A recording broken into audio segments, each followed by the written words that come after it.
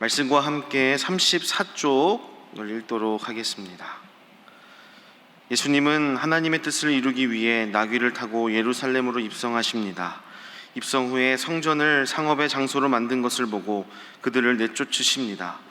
대제사장들과 장로들이 무슨 권한으로 이런 일들을 하는지 예수님께 물을 때 예수님은 그들의 말문을 막히게 하십니다.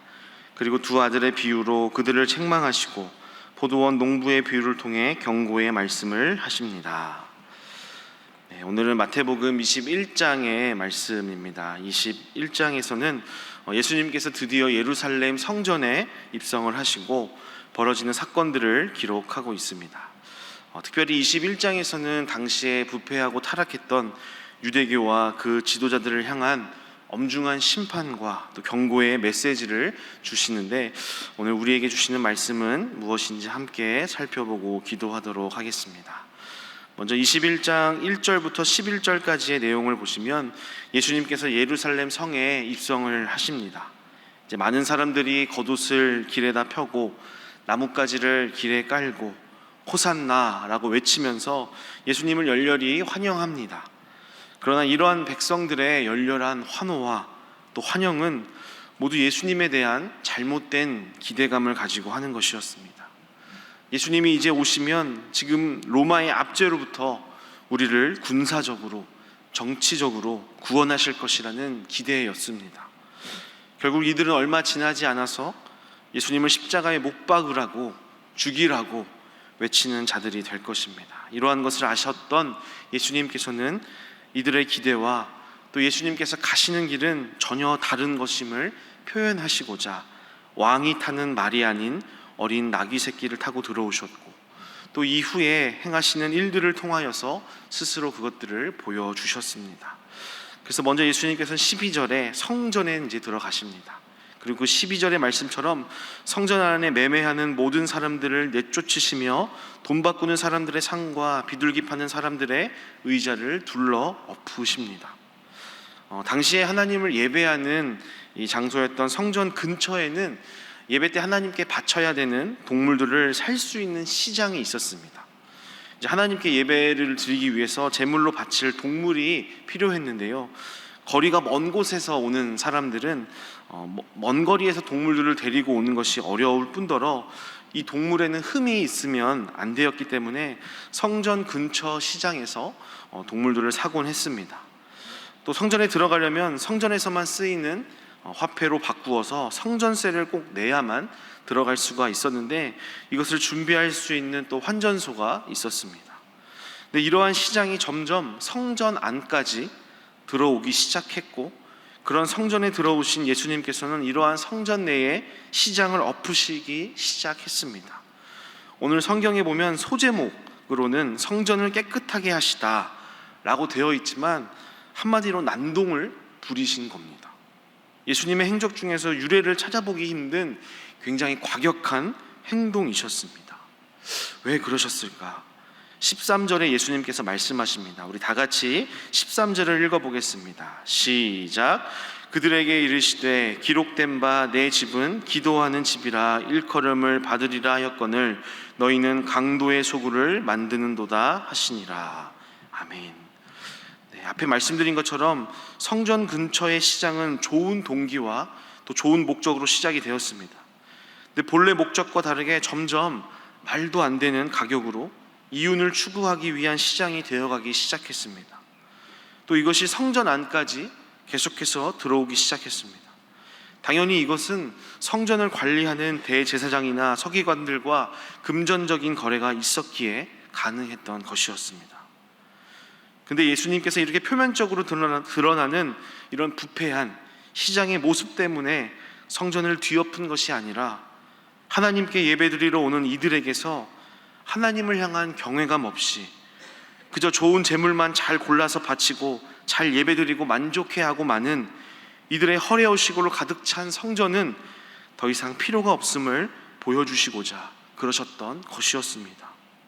13절, 너희는 강도의 소굴을 만든다고 말씀하셨는데, 이 강도의 소굴이라는 표현은 예수님이 만드신 새로운 표현이 아니라 예레미야 7장 11절의 말씀을 가지고 오신 것이었습니다. 예레미야 7장에서 이 강도의 소굴이라고 하는 표현은 예레미야 당시에 이스라엘 백성들이 온갖 사기를 치고 살인하고 간음하고 약한 자를 억압하고 착취하는 자들이 그저 성전에 와서 우리가 하나님께 예배합니다, 찬양합니다, 우리가 구원받았습니다 라고 하는 것을 보시고 하나님께서는 성전을 향해 강도의 소굴이라고 표현을 하셨습니다. 예수님께서는 그 말씀을 그대로 인용하시면서 여전히 지금도 하나님을 경외함 없이 온갖 나쁜 짓은 다 하면서 제사 때 바칠 제물은 훌륭한 것으로 준비하고자 하는 이들의 허례허식을 지적하시면서 강도들을 숨겨주는 강도의 소굴이다 라고 말씀하시며 성전을 엎으셨던 것입니다. 그러면 이 성전은 어떤 성전이 되어야 되는가? 13절 말씀을 다시 보시면 그들에게 이르시되 기록된 바 내 집은 기도하는 집이라 일컬음을 받으리라 하였거늘 이라고 말씀합니다. 하나님께서 기뻐하시는 성전은 기도하는 집이라고 말씀하십니다. 이것 역시 예수님께서 만드신 새로운 표현이 아니라 이사야 56장 7절의 말씀을 인용하셨는데, 성전에는 원래 율법적으로는 이방인들이나 몸이 상한 자들은 들어올 수가 없는 곳이었습니다. 하지만 이제는 그 누구도 소외 없이 들어올 수 있게 하시겠고 모두가 하나님께 예배하며 기도할 수 있는 곳이 되게 하시겠다라는 그런 맥락에서 이사야를 통해 주신 예언의 말씀입니다. 또 이 기도하는 집이라는 표현은 열왕기상 8장에서 우리가 알고 있는 것처럼 솔로몬이 성전을 건축하고 하나님께 간구했던 내용들을 떠올리게 합니다.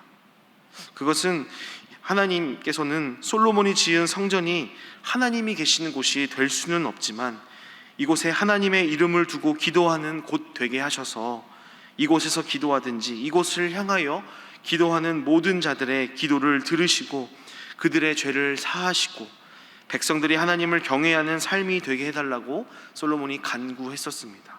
다시 말하면 하나님을 경외하며 자신들의 죄를 깨닫고 하나님의 백성으로서의 삶을 살아가게 하는 힘을 얻는 장소가 되게 해달라는 것이었습니다. 여러분, 이제 예수님 이후에 성전은 어디입니까? 이제는 더 이상 건물이 아니라 여기 계신 저와 여러분 한 사람 한 사람이 그 성전이 되었습니다. 그리고 그 성전된 우리들이 모인 공동체가 바로 또 성전입니다. 우리는 예수님 보시기에 어떤 성전일까요? 그래서 이 시간 기도할 첫 번째 제목은 하나님만을 경외하는 성전 되게 하소서라고 기도하겠습니다. 하나님만을 경외하는 성전 되게 하소서. 오늘 성전이 된 내가 그리고 우리가 그저 바른 태도로 하나님께 예식을 통해 드리는 예배만 잘 드리는 것으로 만족하고 있지는 않은지 우리가 스스로를 돌아봐야겠습니다. 진짜 하나님을 경외하는 성전된 나와 우리라고 한다면 예식으로 드리는 예배뿐만이 아니라 강도나 도둑과 같은 삶의 모습은 없는지 철저히 회개하며 기도하는 모습이어야 하겠습니다. 그래서 세상 사람들도 우리의 이 모임 또 우리의 교회를 바라봤을 때 강도의 소굴이다라는 그런 비난이 아니라 하나님의 뜻에 살려고 기도하는 사람들이라는 그런 칭찬을 받을 수 있기를 소망합니다. 그렇게 하나님을 경외하는 성전 되시는 저와 여러분 되시기를 주님의 이름으로 축복합니다. 계속해서 18절에는 열매 맺지 못하고 잎만 가득했던 무화과 나무를 보시고 저주하시는 말씀이 나오는데, 이건 역시 앞에서 말씀드린 것 같이 부패한 성전의 모습과 같이 이제는 생명력을 잃어버리고 껍데기만 남은 유대교와 그 종교 지도자들을 비유로 하신 말씀이었습니다. 또 23절 이후부터는 앞에서 성전을 뒤집으신 예수님을 향해서 이제 화가 단단히 났던 종교 지도자들이 성전에서 말씀을 가르치시던 예수님을 향해 묻습니다. 네가 무슨 권위로 이런 일을 하고 누가 준 것이냐? 라고 묻습니다. 사실 이미 여러 가지 치유의 기적과 또 말씀을 듣고도 여전히 예수님이 누구신지를 알아보지 못하고 그저 자신들이 택함받은 민족이라는 선민의식에 취해서 회개할 줄 모르던 이들을 향해서 예수님은 두 가지 비유를 또 계속 말씀을 하십니다. 그 중에서 오늘은 첫 번째 두 아들 비유를 같이 살펴보고자 하는데요, 28절부터 말씀하시기를 어떤 사람에게 두 아들이 있었습니다. 첫째 아들에게 아들아 오늘 포도원에 가서 일 좀 하거라 라고 말을 합니다. 이 아들이 이 말에 가겠습니다, 예, 이렇게 이야기했지만 가지 않았습니다. 그리고 둘째 아들에게 똑같이 아들아 오늘 포도원에 가서 일 좀 하거라 라고 말하니까 둘째 아들은 싫다고 합니다. 그러나 그 후에 뉘우치고 갔으니 그 둘 중에 누가 아버지의 뜻대로 한 것이냐라고 묻습니다. 이에 당연히 둘째 아들이다 라고 이야기를 합니다. 앞에서 말한 것처럼 이것은 비유의 이야기인데요, 첫째 아들은 누구를 이야기한 것이겠습니까? 하나님께서 처음 택하신 유대인들, 유대의 종교 지도자들을 의미합니다. 앞에서 비유한 것처럼 하나님 말씀에 예 라고 대답은 했지만 결국에는 지키지 않았다고 하는데 이들의 모습이 바로 그러했습니다. 이들은 첫째 아들처럼 아버지의 명령에 예의를 갖추고 또 아버지를 존중하고 순종적인 태도를 보였습니다. 근데 실상 표면적인 율법만 지켰을 뿐이지 그 율법이 가지고 있는 진짜 가치를 따르지 않는 말 그대로 거칠에만 하나님을 따르는 사람들이 된 사람들이었습니다.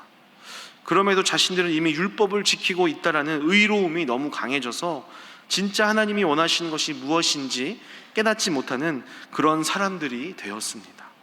이들을 위해서 하나님께서는 세례 요한을 보내시고 또 예수님을 보내셔서 그들을 책망하시고 돌이킬 수 있도록 끊임없이 말씀하셨지만 뉘우치지 않고 여전히 하나님 뜻에 아니요 라고 응답하는 사람들이 되었습니다. 그렇다면 둘째 아들은 누구를 말하는 것일까요? 31절의 말씀처럼 세리들과 창녀들, 즉 율법과는 동떨어진 삶을 사는 사람들을 말합니다.